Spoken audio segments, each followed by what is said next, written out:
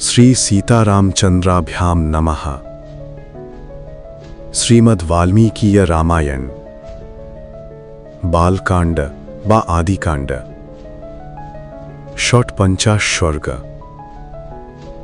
বশিষ্ঠের প্রতি বিশ্বামিত্র কর্তৃক নানা প্রকার দিব্যাস্ত্রের প্রয়োগ এবং বশিষ্ঠ কর্তৃক সেই সকল অস্ত্রের প্রতিবিধান। তখন ব্রাহ্মণত্ব লাভের জন্য বিশ্বামিত্রের তপস্যাভিলাষ। বশিষ্ঠদেব এইরকম বললে মহাবলশালী বিশ্বামিত্র তখন আগ্নেয়াস্ত্র ধারণ করে বললেন, দাঁড়াও দাঁড়াও। ভগবান বশিষ্ঠ ক্রুদ্ধ হয়ে দ্বিতীয় যমদণ্ডের ন্যায় ভয়ঙ্কর ব্রহ্মদণ্ড উদ্যত করে বললেন, রেখত্রী আধম, এই আমি দাঁড়ালাম, তোমার ক্ষমতা দেখাও। হে গাধিরাজসূত, আজ তোমার অস্ত্রের অহংকার নাশ করব। কোথায় ক্ষত্রিয় বল আর কোথায় মহান ব্রহ্মবল? রে ক্ষত্রিয় কুলকলঙ্ক, আমার দিব্য ব্রহ্মবল দেখো।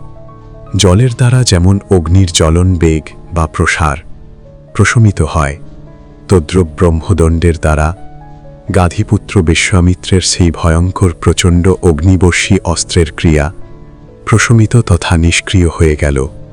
গাধিতনয় বিশ্বামিত্র ক্রুদ্ধ হয়ে বরুণাস্ত্র, রৌদ্রাস্ত্র, ঐন্দ্রাস্ত্র, পাশুপতস্ত্র এবং ঐশিক অস্ত্র নিক্ষেপ করলেন। হে রঘুকুলনন্দন রাম, অতপর বিশ্বামিত্র বিভিন্ন অস্ত্র সকল নিক্ষেপ করতে লাগলেন।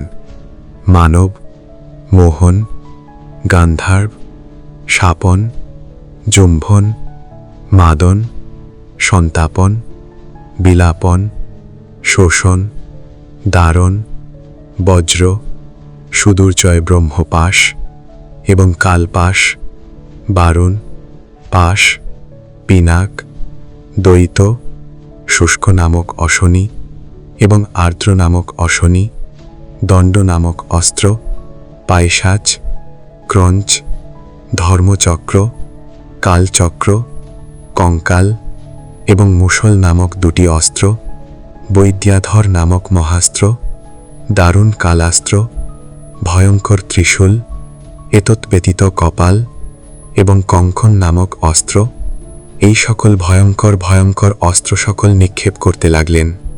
শ্রেষ্ঠ যাপক বশিষ্ঠের প্রতি সেই অস্ত্র সকল নিক্ষিপ্ত হলে এক অদ্ভুত ঘটনা ঘটে গেল। ব্রহ্মার পুত্র বশিষ্ঠদেব সেই অস্ত্রগুলি ব্রহ্মদণ্ডের দ্বারা গ্রাস করলেন। সেই অস্ত্রগুলি নিষ্ক্রিয় হয়ে গেলে গাধিসূত বিশ্বামিত্র ব্রহ্মাস্ত্র নিক্ষেপ করলেন।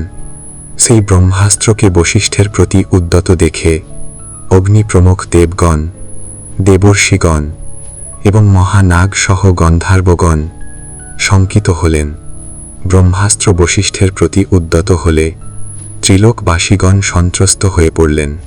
হে রঘুনন্দন, সেই মহাভয়ঙ্কর ব্রাহ্ম অস্ত্রগুলিও বশিষ্ঠদেব ব্রহ্মতেজের দ্বারা ব্রহ্মদণ্ড প্রয়োগে ব্যর্থ করে দিলেন। ব্রহ্মাস্ত্র ব্যর্থ করার সময় মহাত্মা বশিষ্ঠের সেই রৌদ্র মূর্তি ত্রিলোকের সামনে নিদারুণ হয়ে উঠেছিল। মহাত্মা বশিষ্ঠের প্রতিটি রোমকূপ থেকে ধূমাচ্ছাদিত অগ্নিস্ফুলিঙ্গ নির্গত হতে লাগল। বশিষ্ঠের হস্তের উদ্যত অপর নেক্তদণ্ডের ন্যায় ব্রহ্মদণ্ডটি প্রলয়কালীন ধূমহীন অগ্নির ন্যায় প্রজ্জ্বলিত হয়ে উঠল।